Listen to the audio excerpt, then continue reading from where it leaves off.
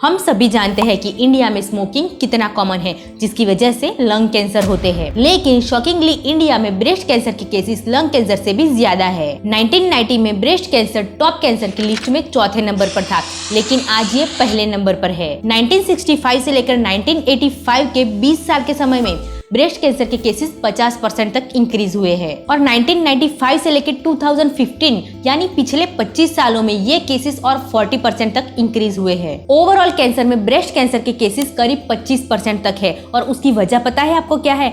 Lack of awareness. India में 60% breast cancer का treatment stage 3 या 4 में होता है। गांव में अगर किसी लड़की की माँ को कैंसर है तो उस बात को वहीं छुपा दिया जाता है और उनका इलाज भी नहीं करवाया जाता ताकि उसकी लड़की की शादी में कोई प्रॉब्लम ना आए। और तो और अगर किसी वुमन को प्राइवेट पार्ट का कैंसर हो तो उस पर कैरेक्टरलेस का धब्बा लगाया जाता है। बात सिर्फ यहाँ पर अवेयरनेस की नहीं है दोस्तों, इंडिया खुद अपने हेल्थ मैनेजमेंट सिस्टम में बहुत ही पीछे है। ब्रेस्ट कैंसर की ट्रीटमेंट में बजट में 43% का शॉर्टेज है। 10 मिलियन कैंसर पेशेंट का इलाज करने के लिए सिर्फ और सिर्फ 2000 ऑन्कोलॉजिस्ट है। इंडिया की पॉपुलेशन और कैंसर पेशेंट का इलाज करने के लिए पूरे 5000 रेडिएशन थेरेपी यूनिट चाहिए, जिसमें से इंडिया के पास सिर्फ 500 ही है। WHO ने रिकमेंड किया है कि 1 मिलियन पॉपुलेशन पर एक टेलीथेरेपी यूनिट चाहिए। उसके हिसाब से इंडिया में 700 टेलीथेरेपी यूनिट की शॉर्टेज है और हमें लगता है कि देश में सब कुछ बढ़िया चल रहा है। लेकिन कैंसर होने का मतलब ये नहीं है कि जिंदगी खत्म हो गई है, वो सब कैंसर के टाइप और स्टेज पर डिपेंड करता है। इस वीडियो में हम जानेंगे कि आखिर क्यों ब्रेस्ट कैंसर इतना तेजी से फैल रहा है, ब्रेस्ट कैंसर के अर्ली सिम्टम्स क्या है और इससे कैसे बचा जा सकता है, और आप घर पर ही ब्रेस्ट का सेल्फ एग्जामिनेशन कैसे कर सकते हैं वो मैं आपको वीडियो के एंड में बताऊंगी। सबसे पहले जानेंगे कि कैंसर क्या है। दोस्तों, हमारी बॉडी में ट्रिलियन कोष यानी कि सेल होते हैं और वो लाइफ टाइम बनते रहते हैं, और जब कोई सेल एबनॉर्मल हो या फिर ओल्ड हो तब वो ऑटोमेटिकली डिस्ट्रॉय हो जाता है या फिर डेड हो जाता है और नए सेल बनते रहते हैं। इस प्रकार से ह्यूमन बॉडी काम करती है। लेकिन जब इस प्रोसेस में कोई खराबी आए तब कैंसर के सेल बनते हैं। और कैंसर के सेल की खास बात पता है आपको क्या है? इसके सेल डेड नहीं होते, ये बॉडी में बढ़ते ही रहते हैं अनकंट्रोल वे में, जिसकी वजह से बॉडी सही से काम नहीं कर पाती और सेल की वजह से बॉडी में लंप यानी कि गांठ बनती है। नॉर्मल लंप और कैंसर की लंप में एक ही डिफरेंस है। कैंसर लंप के सेल हमारी नसों में जाके हमारे ब्लड के साथ पूरी बॉडी में फैलते रहते हैं, जिसे मेटास्टेटिक कैंसर कहते हैं, जबकि नॉर्मल लंप के सेल हमारी बॉडी के जिस पार्ट में है वहीं रहते हैं। बेसिकली ब्रेस्ट कैंसर 3 तरीके के होते हैं। एक्सिलरी, जिसमें हाथ के नीचे बगल में लंप होता है। इंटरनल मामरी, जिसमें ब्रेस्ट के अंदर लंप होता है। सुप्राक्लेविक्युलर और इंफ्राक्लेविक्युलर, जिसमें लंप कॉलर बोन के पास होता है। कैंसर होने का फैक्टर जिसे कार्सिनोजेन कहा जाता है। फॉर एग्जाम्पल, टोबैको के स्मोक में लंग कैंसर के कार्सिनोजेन होते हैं। आप देख सकते हैं कि सारे कैंसर केसेस मिलाकर रेशियो 37% है, जबकि सिर्फ ब्रेस्ट कैंसर के केसेस 24% तक है, जो कि एक बड़ी चिंताजनक बात है। ऊपर से वेस्टर्न कंट्री के मुकाबले इंडियन वुमन का कैंसर क्योर होने का रेट भी कम है। और तो और 25 साल पहले ब्रेस्ट कैंसर 50 से ज्यादा उम्र वाली वुमन को होते थे, लेकिन आज 30 साल से ज्यादा उम्र वाली वुमन को ब्रेस्ट कैंसर होना आम बात है। 2022 की ये स्टडी ने इंडिया को कैंसर कैपिटल बताया है, क्योंकि इंडिया में कैंसर की वजह से 9 लाख से भी ज्यादा डेथ रजिस्टर्ड हुई है, जो एशिया में सेकंड हाईएस्ट रैंक है। लेकिन इंडिया में इतने ज्यादा कैंसर होने की वजह क्या है? ब्रेस्ट कैंसर होने का सबसे बड़ा रीजन है कि आप स्त्री हो। जी हाँ दोस्तों, पुरुषों में आधे से 1% तक केसेस है, जबकि 99% केसेस स्त्रियों में पाए जाते हैं। इनफैक्ट इंडियन वुमन की ब्रेस्ट की डेंसिटी ज्यादा है अमेरिकन वुमेन्स के मुकाबले, जिससे ब्रेस्ट कैंसर को डिटेक्ट करना मुश्किल हो जाता है। बढ़ती उम्र के साथ ब्रेस्ट कैंसर का जोखिम भी बढ़ता है, लेकिन आजकल 30 के बाद ब्रेस्ट कैंसर होना आम बात है, जबकि पहले 50 साल या 60 साल के बाद होता था। एक्ट्रेस हिना खान भी 36 साल की उम्र में स्टेज 3 के ब्रेस्ट कैंसर के साथ लड़ रही है। अगर फैमिली में भी किसी को कैंसर है और वो जेनेटिक डिफेक्ट बेटी की बॉडी में भी है तो उसमें भी कैंसर पाया जाता है। जेनेटिक कैंसर के चलते कुछ गांव में जिस लड़की की माँ को कैंसर है उसकी बेटी के साथ कोई शादी भी नहीं करना चाहता। अगर किसी वुमन को सर्वाइकल कैंसर है तो लोग उसे कैरेक्टरलेस समझने लगते हैं। अगर मेंस्ट्रुअल साइकिल जल्दी शुरू होता है या फिर लेट मोनोपोज यानी कि देर से खत्म होता है तब भी ब्रेस्ट कैंसर का खतरा बढ़ जाता है, क्योंकि बॉडी में ईस्ट्रोजन हार्मोन का ज्यादा एक्सपोजर ब्रेस्ट कैंसर का एक बड़ा कारण है। और आजकल तो कुछ लड़कियों की मेंस्ट्रुअल साइकिल 9 साल से पहले भी शुरू हो जाती है, जो डॉक्टर्स के मुकाबले बहुत ही अर्ली है। सोचो, क्या 9 साल की लड़की को माँ बनने की कोई जरूरत है? अर्ली पीरियड्स, ऊपर से लेट चाइल्ड बर्थ। हमारी मम्मियाँ अपनी 20s में ही माँ बन चुकी थी, लेकिन हमारी जनरेशन अपनी लेट 20s या फिर 30s में ही बेबी प्लान करती है। ऑफ कोर्स हमें हमारा करियर देखना होता है, लेकिन लेट चाइल्ड बर्थ भी ब्रेस्ट कैंसर का एक फैक्टर है। ऊपर से बच्चे को अपना दूध ना पिलाना और बाजार से वाहियात फॉर्मूला मिल्क लेके पिलाना। मैं उनकी बात नहीं कर रही हूँ जिन्हें ब्रेस्ट मिल्क नहीं आता, लेकिन जिन्हें आता है वो भी फिगर मेंटेनेंस के चक्कर में अपना दूध नहीं पिलाते हैं। अगर आप ऑफिस गोइंग है या फिर कोई और रीजन है तो वो बात अलग है, लेकिन बच्चे को कम से कम 6 महीने ब्रेस्ट फीड कराने से ब्रेस्ट कैंसर का खतरा कम हो जाता है। और आपके जितने ज्यादा बच्चे उतने आपको ब्रेस्ट कैंसर होने का खतरा कम, क्योंकि उससे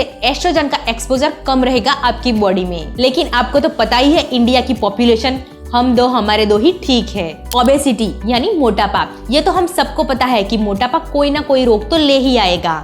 फिट रहना बहुत जरूरी है, अच्छे दिखने के लिए नहीं, हेल्दी रहने के लिए। अल्कोहल कंजप्शन भी ब्रेस्ट कैंसर का एक बड़ा फैक्टर है और अब तो महिलाएं अल्कोहल कंजप्शन में भी पीछे नहीं है। WHO ने बताया है कि इंडिया में 2010 से लेकर 2017 तक वुमन में अल्कोहल कंजप्शन 38% तक बढ़ा है।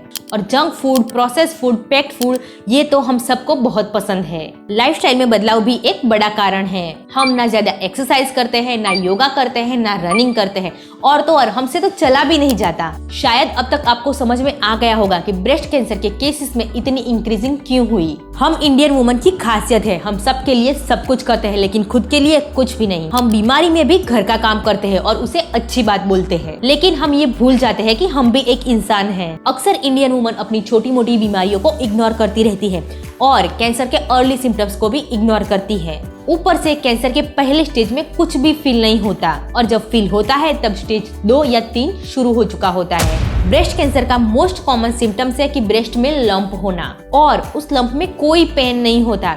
यही एक मेन रीजन है ब्रेस्ट कैंसर जल्दी डिटेक्ट ना होने का। पेन ना होने की वजह से उस पर ज्यादा ध्यान नहीं दिया जाता और बात बद से बदतर होती जाती है। अगर निप्पल में रेडिश डिस्चार्ज हो तो ये भी एक कैंसर की ओर इशारा करता है। निप्पल रिट्रैक्शन यानी कि निप्पल का अंदर की ओर श्रिंक होना भी एक सिम्टम है।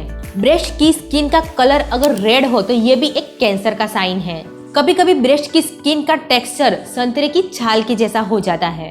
इनमें से कोई भी सिम्टम्स दिखे तो तुरंत ही डॉक्टर के पास जाना चाहिए। उसी के साथ पीठ दर्द, सूजन, वीकनेस, जॉन्डिस या कोई भी और प्रॉब्लम बॉडी में हो सकती है।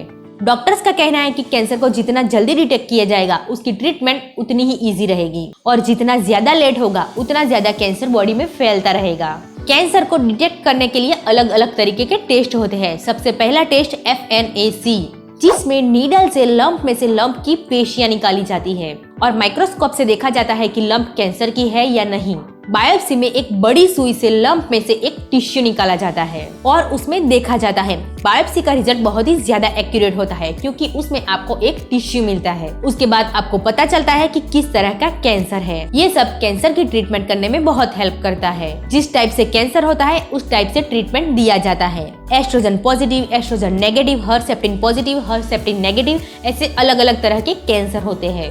लेकिन ये रिपोर्ट कहती है कि इंडिया के बजट में ब्रेस्ट कैंसर की ट्रीटमेंट के लिए 43% शॉर्टेज है और 10 मिलियन कैंसर पेशेंट का इलाज करने के लिए सिर्फ और सिर्फ 2000 ऑन्कोलॉजिस्ट डॉक्टर है।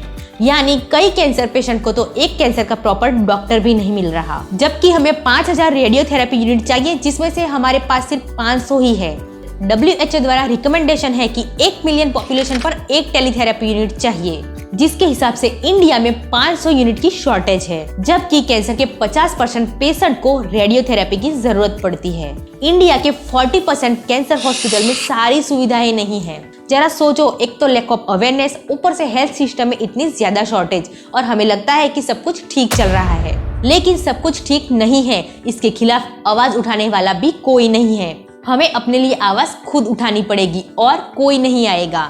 हम सबको इसके बारे में जागरूक होने की जरूरत है। हमें पता होना चाहिए कि देश में क्या चल रहा है और जब कोई हमारे पास वोट लेने आए तब उनसे ये सारे क्वेश्चन करने चाहिए।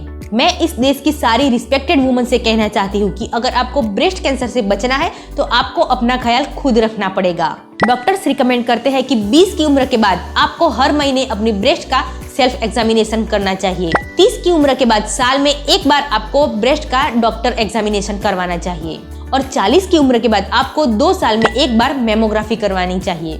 मैं आपसे पूछती हूँ, क्या आप या आपकी मम्मी या फिर घर की कोई भी लेडी मेंबर इनमें से कुछ भी करती है? नहीं ना तो आज से ही शुरू कर दे, क्योंकि इससे ब्रेस्ट कैंसर से बचने में बहुत ही आसानी रहेगी। मुझे पता है डॉक्टर के पास तो कोई नहीं जाएगा, लेकिन आप खुद से अपनी ब्रेस्ट की एग्जामिनेशन कर पाएंगे ना।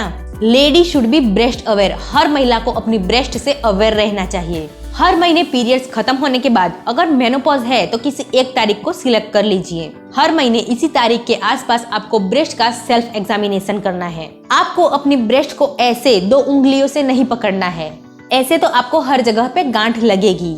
ब्रेस्ट की हर जगह पे अपनी उंगलियों को ऐसे सर्कुलर मोशन में फेरे और पूरी ब्रेस्ट को ऐसे ही चेक करें। आप नहाते वक्त करें, जब साबुन लगा हो तब अच्छे से समझ में आएगा।